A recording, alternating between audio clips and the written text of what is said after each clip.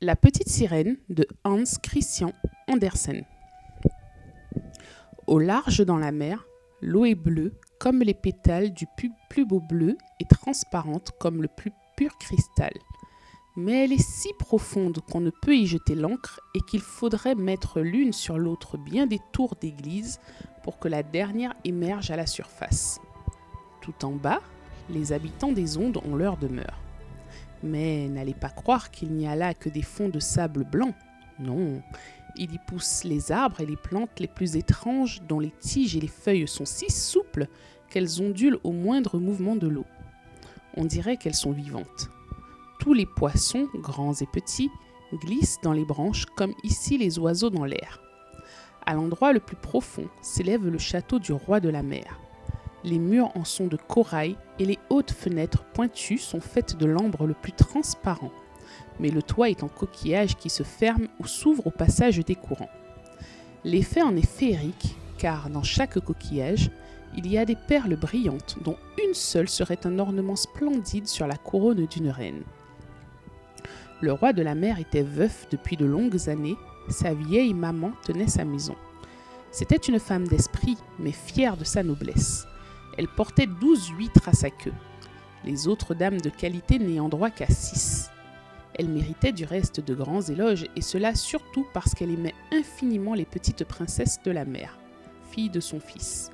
Elles étaient 6 enfants charmantes, mais la plus jeune était la plus belle de toutes, la peau fine et transparente, telle un pétale de rose blanche, les yeux bleus comme l'océan profond.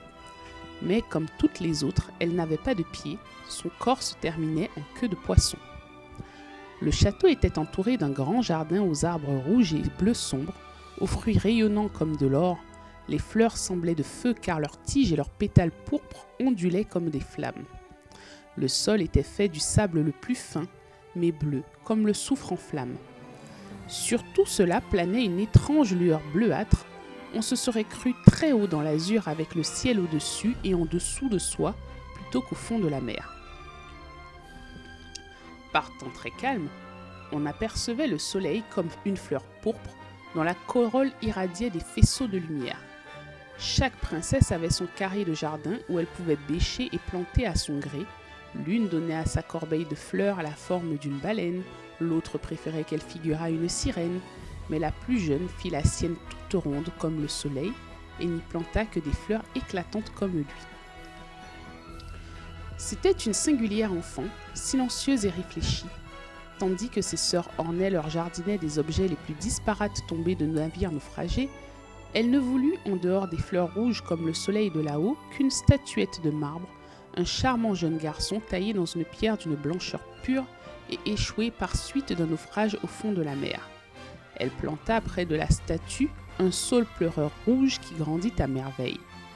Elle n'avait pas de plus grande joie que d'entendre parler du monde des humains. La grand-mère devait raconter tout ce qu'elle savait des bateaux et des villes, des hommes et des bêtes, et ce qui l'étonnait le plus, c'est que là-haut, sur la terre, les fleurs eussent un parfum, ce qu'elle n'avait pas au fond de la mer, et que la forêt y fût verte, et que les poissons voltigeant dans les branches chantassent si délicieusement que c'en était un plaisir. C'étaient les oiseaux que la grand-mère appelait poissons, autrement les petites filles ne l'auraient pas comprise n'ayant jamais vu d'oiseaux. Quand vous aurez vos 15 ans, Dit la grand-mère. vous aurez la permission de monter à la surface, de vous asseoir en clair de lune sur les rochers et de voir passer les grands vaisseaux qui naviguent, et vous verrez les forêts et les villes, vous verrez. Au cours de l'année, l'une des sœurs eut 15 ans, et comme elles se suivaient toutes à 1 an de distance, la plus jeune devait attendre 5 grandes années avant de pouvoir monter du fond de la mer. Mais chacune promettait aux plus jeunes de leur raconter ce qu'elle avait vu de plus beau dès le premier jour, grand-mère n'en disant jamais assez à leur gré, et elle voulait savoir tant de choses. Aucune n'était plus impatiente que la plus jeune, justement celle qui avait le plus longtemps à attendre, la silencieuse, la pensive.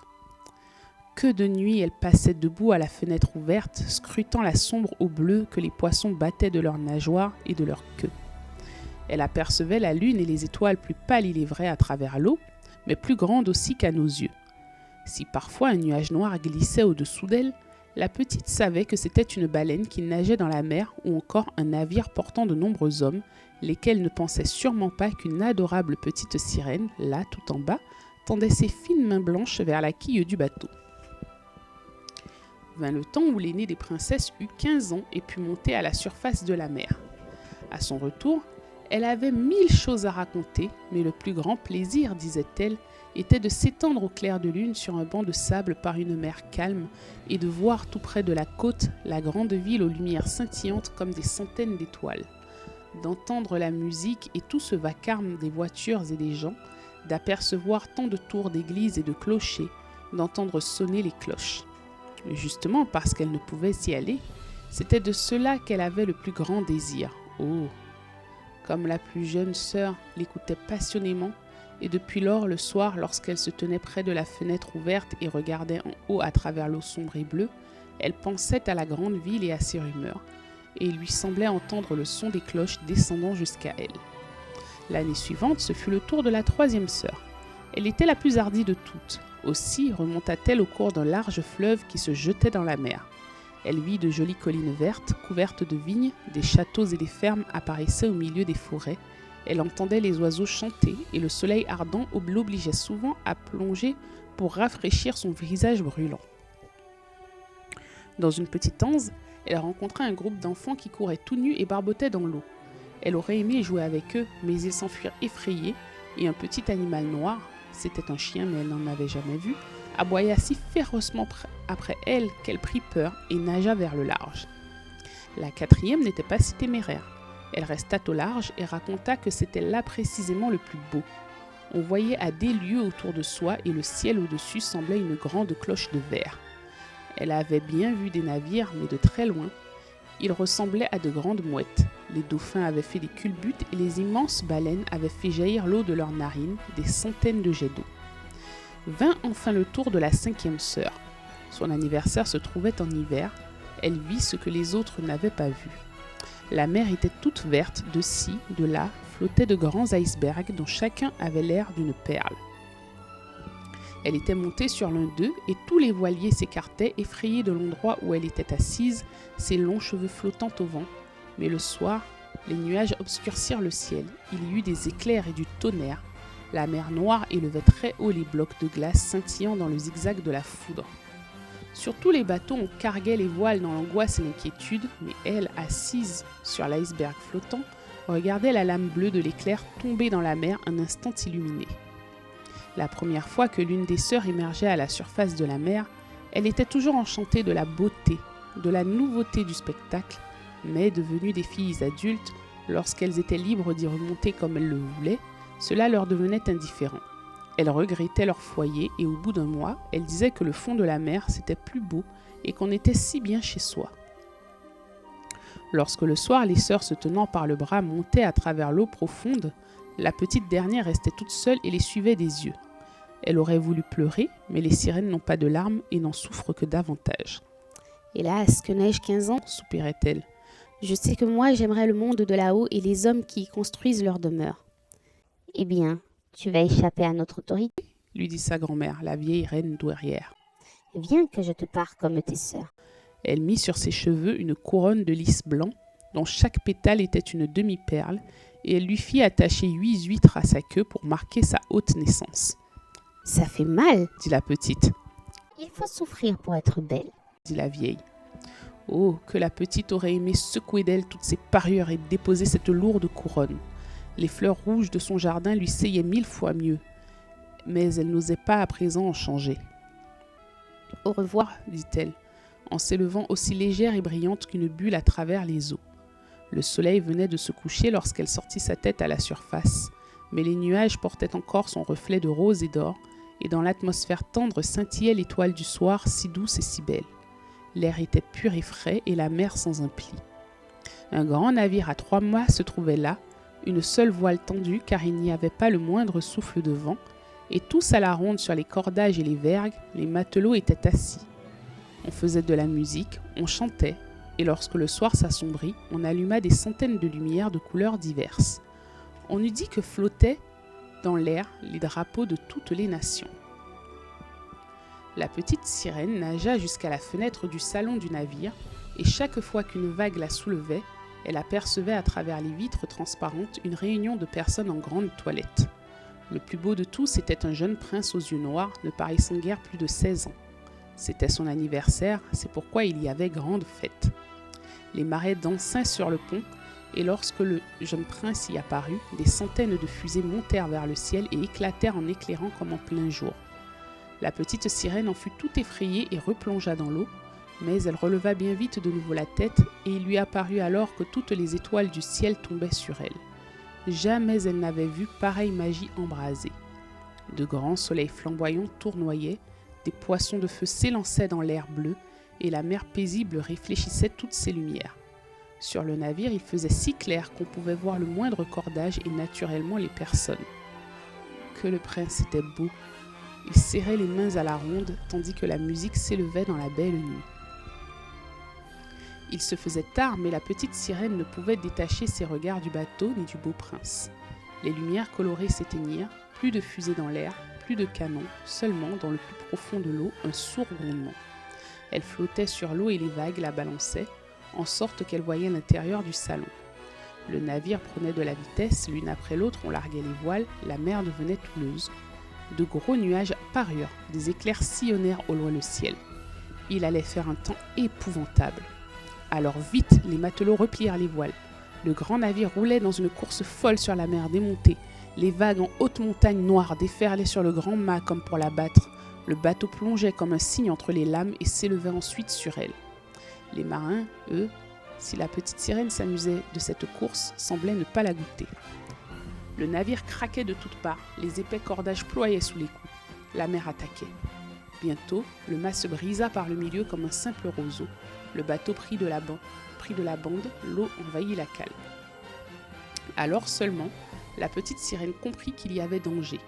Elle devait elle-même se garder des poutres et des épaves tourbillonnant dans l'eau.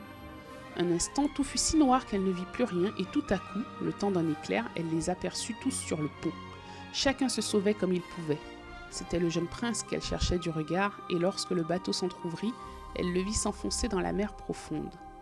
Elle en eut d'abord de la joie à la pensée qu'il descendait chez elle, mais ensuite elle se souvint que les hommes ne peuvent vivre dans l'eau et qu'ils ne pourraient atteindre que mort le château de son père. Non, il ne fallait pas qu'il mourût. Elle nagea au milieu des épaves qui pouvaient l'écraser, plongea profondément puis remonta très haut au milieu des vagues, et enfin elle approcha le prince. Il n'avait presque plus la force de nager, ses bras et ses jambes déjà s'immobilisaient, ses beaux yeux se fermaient, il serait mort sans la petite sirène. Quand vint le matin, la tempête s'était apaisée, pas le moindre débris du bateau n'était en vue. Le soleil se leva, rouge et étincelant, et semblant ranimer les joues du prince, mais ses yeux restaient clos. La petite sirène déposa un baiser sur son beau front élevé et repoussa ses cheveux ruisselants. Elle voyait maintenant devant elle la terre ferme aux hautes montagnes bleues couvertes de neige, aux belles forêts vertes descendant jusqu'à la côte. Une église ou un cloître s'élevait là, et elle ne savait au juste, mais un bâtiment. Des citrons et des oranges poussaient dans le jardin, et devant le portail se dressaient des palmiers. La mer creusait là une petite crique à l'eau parfaitement calme, mais très profonde, baignant un rivage rocheux couvert d'un sable blanc très fin. Elle nagea jusque-là avec le beau prince, le déposa sur le sable en ayant soin de relever sa tête sous les chauds rayons du soleil. Les cloches se mirent à sonner dans le grand édifice blanc, et des jeunes filles traversèrent le jardin. Alors la petite sirène s'éloigna à la nage et se cacha derrière quelques hauts récifs émergeant de l'eau. Elle couvrit d'écume ses cheveux et sa gorge pour passer inaperçue et se mit à observer qui allait venir vers le pauvre prince. Une jeune fille ne tarda pas à s'approcher. Elle eut d'abord grand-peur, mais un instant seulement, puis elle courut chercher du monde. La petite sirène vit le prince revenir à lui. Il sourit à tous à la ronde, mais pas à elle, car il ne savait pas qu'elle l'avait sauvé. Elle en eut grand-peine, et lorsque le prince eut été porté dans le grand bâtiment, elle plongea désespérée et retourna chez elle au palais de son père. Elle avait toujours été silencieuse et pensive, elle le devint bien davantage. Ses sœurs lui demandèrent ce qu'elle avait vu là-haut, mais elle ne raconta rien. Bien souvent, le soir et le matin, elle montait jusqu'à la place où elle avait laissé le prince. Elle vit mûrir les fruits du jardin et elle les vit cueillir. Elle vit la neige fondre sur les hautes montagnes, mais le prince, elle ne le vit pas, et elle retournait chez elle toujours plus désespérée. À la fin, elle n'y tint plus et se confia à l'une de ses sœurs. Aussitôt, les autres furent au courant, mais elles seulement 2 ou 3 autres sirènes qui ne le répétèrent qu'à leurs amis les plus intimes. L'une d'elles savait qui était le prince, elle avait vu aussi la fête à bord, elle savait d'où il était, où se trouvait son royaume. « Viens, Petite sœur, dirent les autres princesses. Et s'enlaçant, elles montèrent en une longue chaîne vers la côte où s'élevait le château du prince. Par les vitres claires et les hautes fenêtres, on voyait les salons magnifiques où pendaient de riches rideaux de soie et de précieuses portières. Les murs s'ornaient pour le plaisir des yeux de grandes peintures. Dans la plus grande salle chantait un jet d'eau jaillissant très haut vers la verrière du plafond. Elle savait maintenant où il habitait et elle revint souvent le soir et la nuit. Elle s'avançait dans l'eau bien plus près du rivage qu'aucune de ses sœurs n'avait osé le faire. Oui, elle entra même dans l'étroit canal passant sous le balcon de marbre qui jetait une longue ombre sur l'eau, et là elle restait à regarder le jeune prince qui se croyait seul au clair de lune. Bien des nuits, lorsque les pêcheurs étaient en mer avec leurs torches, elle les entendit dire du bien du jeune prince. Elle se réjouissait de lui avoir sauvé la vie lorsqu'il roulait à demi-mort dans le vague. Elle songeait au poids de sa tête sur sa jeune poitrine et de quel fervent baiser elle l'avait couvert. Lui ne savait rien de tout cela. Il ne pouvait même pas rêver d'elle. De plus en plus, elle en venait à chérir les humains. De plus en plus, elle désirait pouvoir monter parmi eux. Leur monde, pensait-elle, était bien plus vaste que le sien.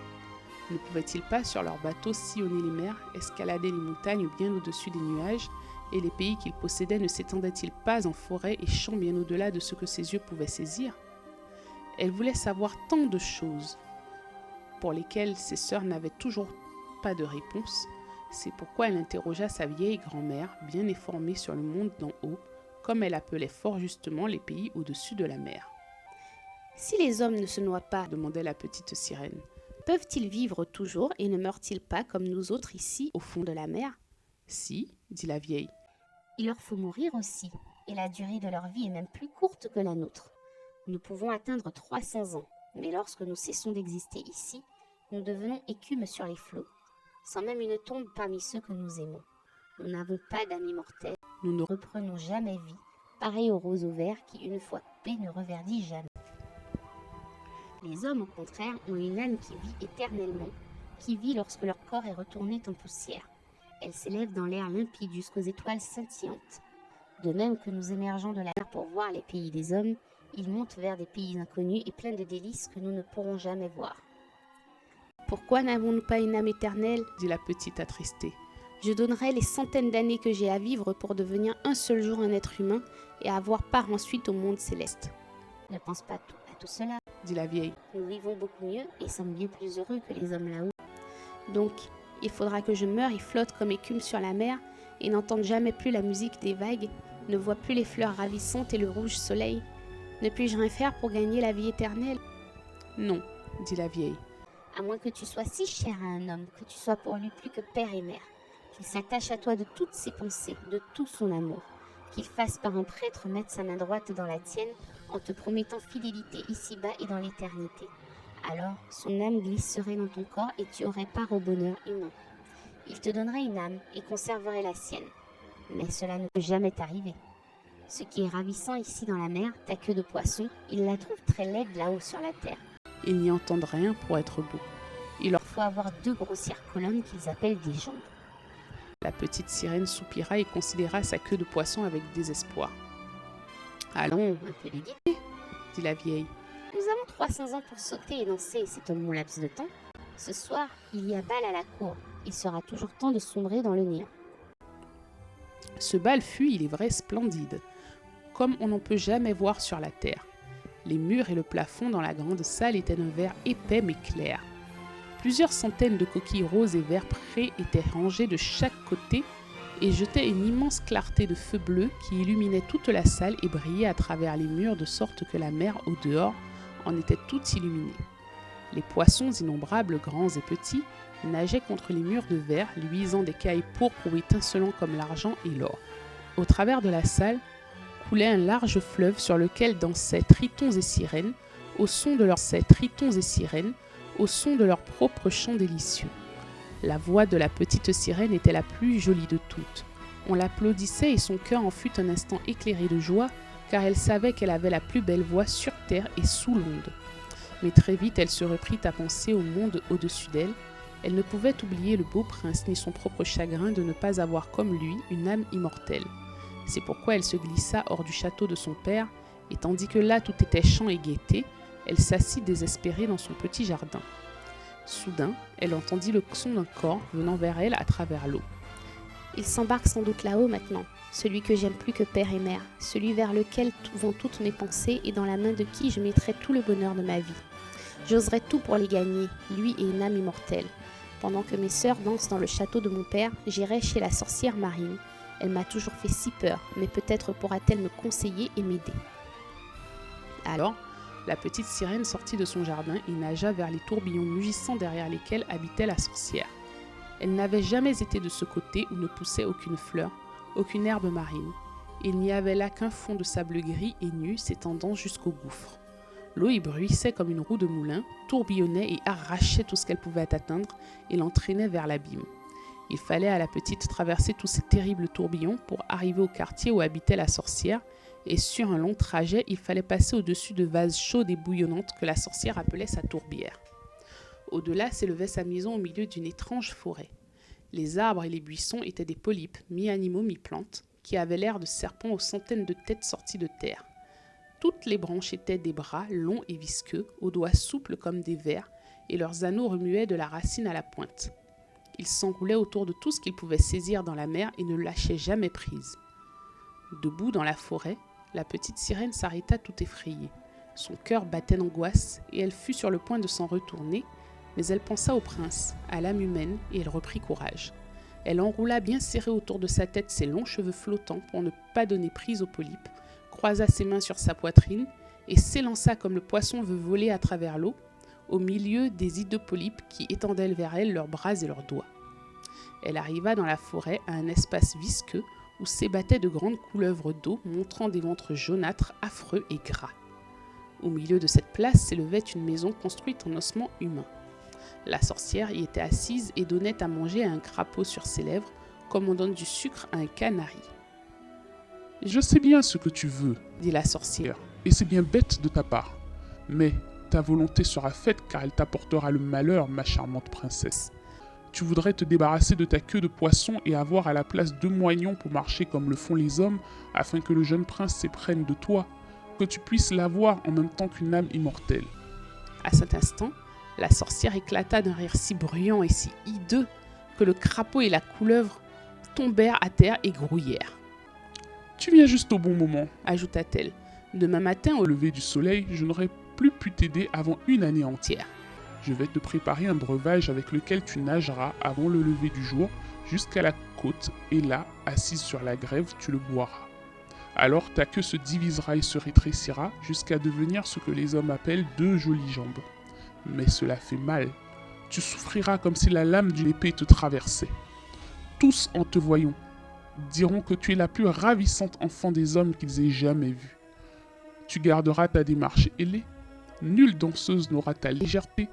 Mais chaque pas que tu feras sera comme si tu marchais sur un couteau effilé qui ferait couler ton sang.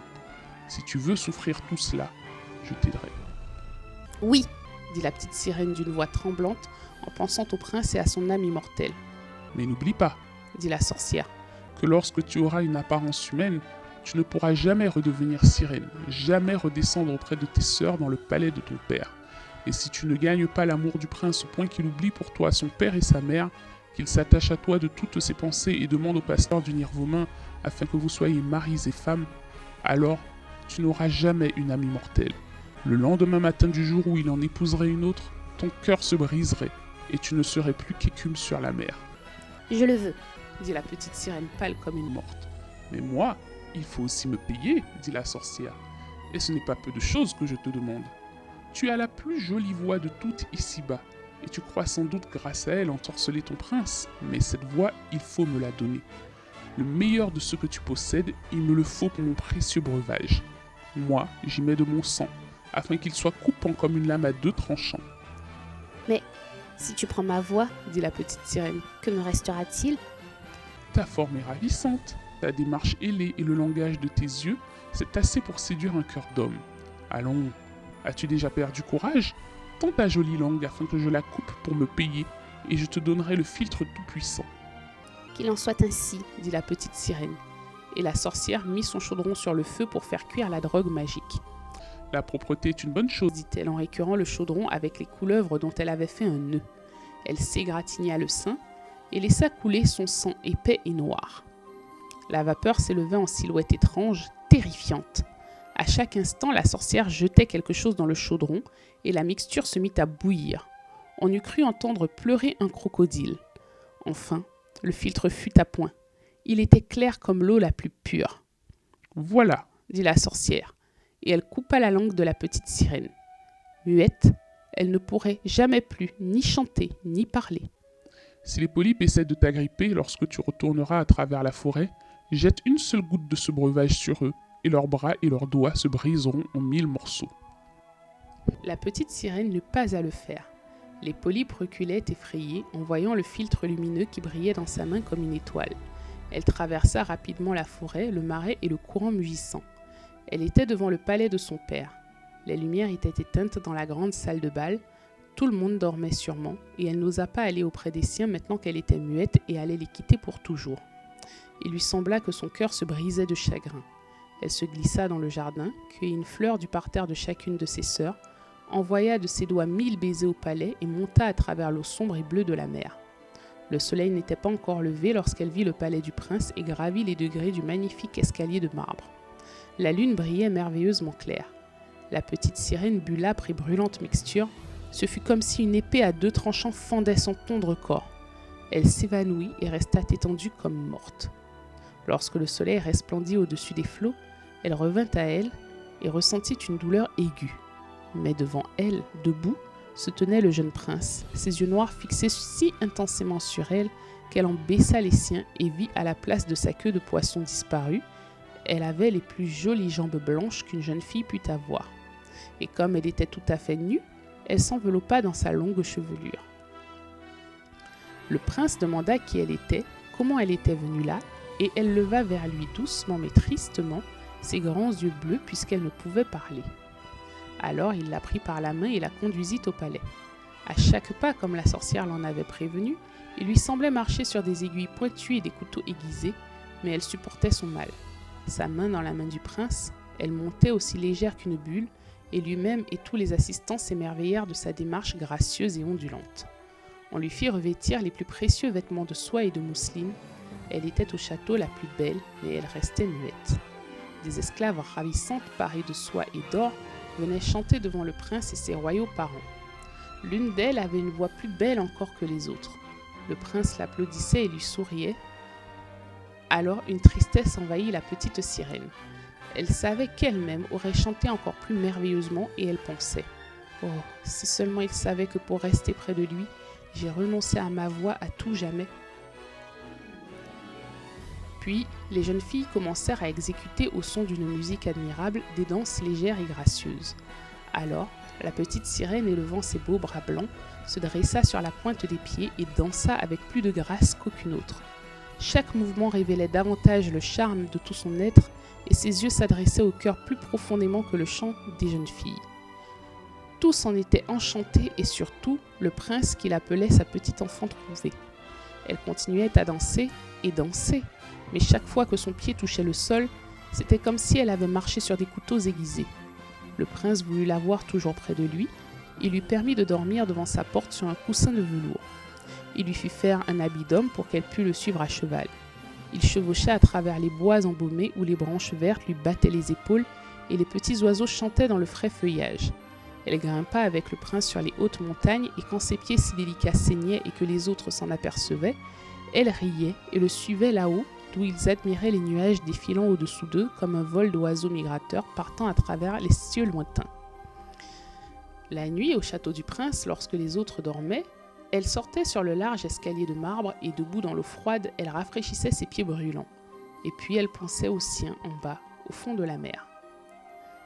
Une nuit, elle vit ses sœurs qui nageaient enlacées. Elle chantait tristement et elle leur fit signe. Ses sœurs la reconnurent et lui dirent combien elle avait fait de la peine à tous. Depuis lors, elles lui rendirent visite chaque soir. Une fois même, la petite sirène aperçut au loin sa vieille grand-mère qui, depuis bien des années, n'était montée à travers la mer et même le roi son père avec sa couronne sur la tête. Tous deux lui tendaient les bras mais n'osaient s'approcher autant que ses sœurs. De jour en jour, elle devenait plus chère au prince. Il l'aimait comme on aime un gentil enfant tendrement chéri, mais en faire une reine, il n'en avait pas la moindre idée et c'est sa femme qu'il fallait qu'elle devînt, sinon elle n'aurait jamais une âme immortelle et au matin qui suivrait le jour de ses noces, elle ne serait plus qu'écume sur la mer. Ne m'aimes-tu pas mieux que toutes les autres ? Semblaient dire les yeux de la petite sirène quand il la prenait dans ses bras et baisait son beau front. Oui, tu m'es la plus chère, disait le prince, car ton cœur est le meilleur. Tu m'es la plus dévouée et tu ressembles à une jeune fille une fois aperçue, mais que je ne retrouverai sans doute jamais. J'étais sur un vaisseau qui fit naufrage, les vagues me jetèrent sur la côte près d'un temple desservi par quelques jeunes filles. La plus jeune me trouva sur le rivage et me sauva la vie.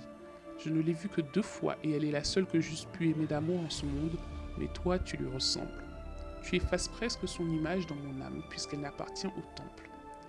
C'est ma bonne étoile qui t'a envoyé à moi, nous ne nous quitterons jamais. Hélas, il ne sait pas que c'est moi qui ai sauvé sa vie, pensait la petite sirène. Je l'ai porté sur les flots jusqu'à la forêt près de laquelle s'élève le temple, puis je me cachais derrière l'écume et gardais et regardais si personne ne viendrait. J'ai vu la belle jeune fille qu'il aime plus que moi. La petite sirène poussa un profond soupir. Pleurer, elle ne le pouvait pas. La jeune fille appartient au lieu saint. Elle n'en sortira jamais pour retourner dans le monde. Ils ne se rencontreront plus. Moi, je suis chez lui. Je le vois tous les jours. Je le soignerai. Je l'adorerai. Je lui dévouerai ma vie. Mais voilà qu'on commence à murmurer que le prince va se marier, qu'il épouse la ravissante jeune fille du roi voisin, que c'est pour cela qu'il arme un vaisseau magnifique. On dit que le prince va voyager pour voir les états du roi voisin, mais c'est plutôt pour voir la fille du roi voisin et qu'une grande suite l'accompagnera. Mais la petite sirène secoue la tête et rit. Elle connaît les pensées du prince bien mieux que tous les autres. Je dois partir en voyage, Lui avait-il dit. Je dois voir la belle princesse, mes parents l'exigent, mais m'obliger à la ramener ici, en faire mon épouse, cela, ils n'y réussiront pas. Je ne peux pas l'aimer d'amour. Elle ne ressemble pas comme toi à la belle jeune fille du temple. Si je devais un jour choisir une épouse, ce serait plutôt toi, mon enfant trouvé qui ne dit rien mais dont les yeux parlent. Il baisait les lèvres rouges, jouait avec ses longs cheveux et posait sa tête sur son cœur qui se mettait à rêver de bonheur humain et d'une âme immortelle.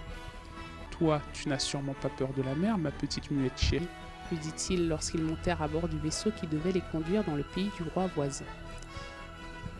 Il lui parlait de la mer tempétueuse et de la mer calme, des étranges poissons des grandes profondeurs et de ceux que les plongeurs y avaient vus. Elle souriait de ce qu'il racontait.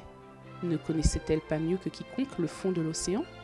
La nuit, au clair de lune, alors que tous dormaient à bord, sauf le marin au gouvernail debout près du bastingage qu'elle scrutait l'eau limpide, il lui semblait voir le château de son père et dans les combles sa vieille grand-mère, couronne d'argent sur la tête, cherchant des yeux à travers les courants la quille du bateau. Puis ses sœurs arrivèrent à la surface, la regardant tristement et tordant leurs mains blanches. Elle leur fit signe, leur sourit, voulut leur dire que tout allait bien, qu'elle était heureuse, mais un mousse s'approchant, les sœurs replongèrent et le garçon demeura persuadé que cette blancheur aperçue n'était qu'écume sur l'eau. Le lendemain matin, le vaisseau vit son entrée dans le port splendide de la capitale du roi voisin. Les cloches des églises sonnaient, du haut des tours on soufflait dans les trompettes, tandis que les soldats sous les drapeaux flottants présentaient les armes. Chaque jour, il y eut fête.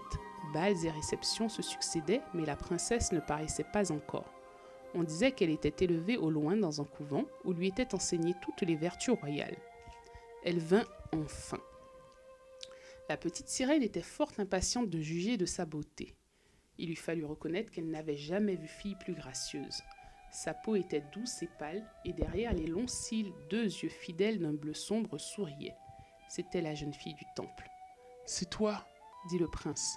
Je te retrouve, toi qui m'as sauvé lorsque je gisais comme mort sur la grève. » Et il serra dans ses bras sa fiancée rougissante. « Oh, je suis trop heureux, dit-il à la petite sirène.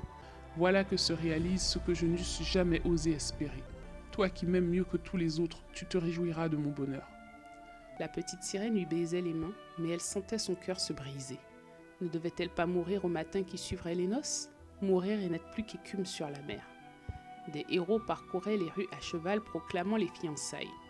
Bientôt, toutes les cloches des églises sonnèrent, sur tous les autels des huiles parfumées brûlaient dans de précieux vases d'argent, les prêtres balancèrent les encensoirs et les époux se tendirent la main et reçurent la bénédiction de l'évêque.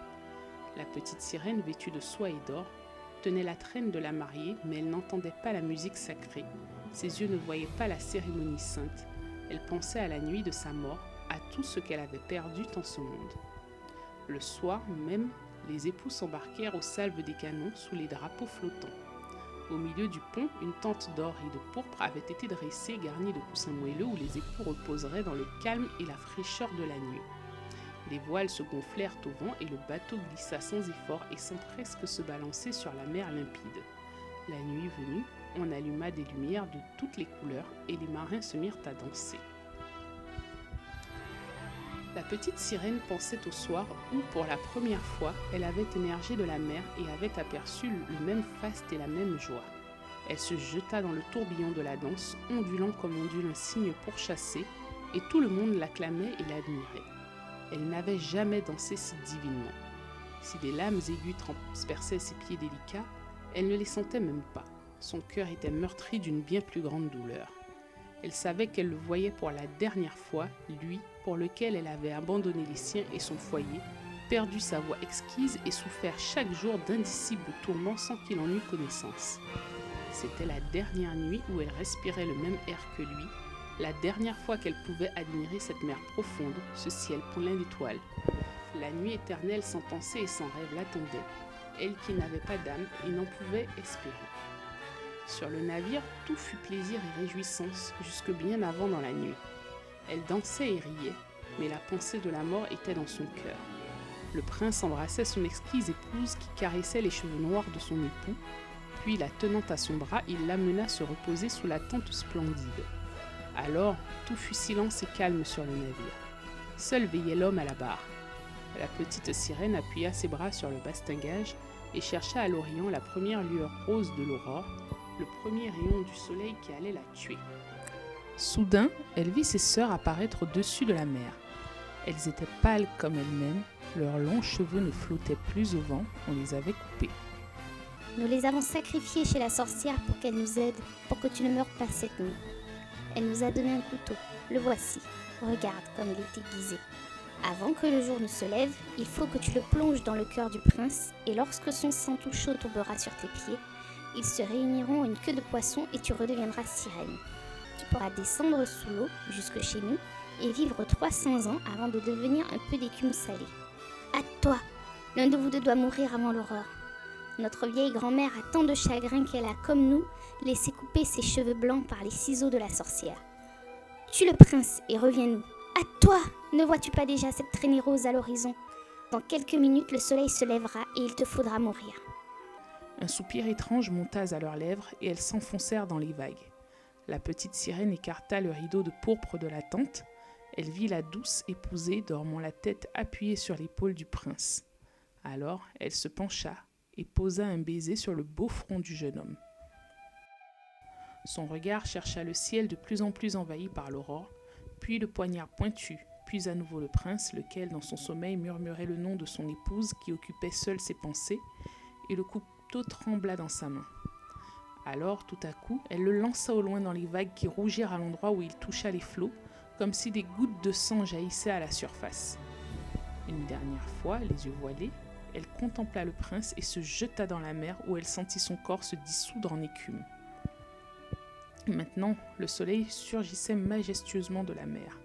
Ses rayons tombaient doux et chauds sur l'écume glacée, et la petite sirène ne sentait pas la mort. Elle voyait le clair soleil, et au-dessus d'elle planaient des centaines de charmants êtres transparents. À travers eux, elle apercevait les voiles blanches du navire, les nuages roses du ciel. Leur voix était mélodieuse, mais si immatérielle qu'aucune oreille terrestre ne pouvait les capter, pas plus qu'aucun regard humain ne pouvait les voir. Sans elles, elles flottaient par leur seule légèreté à travers l'espace.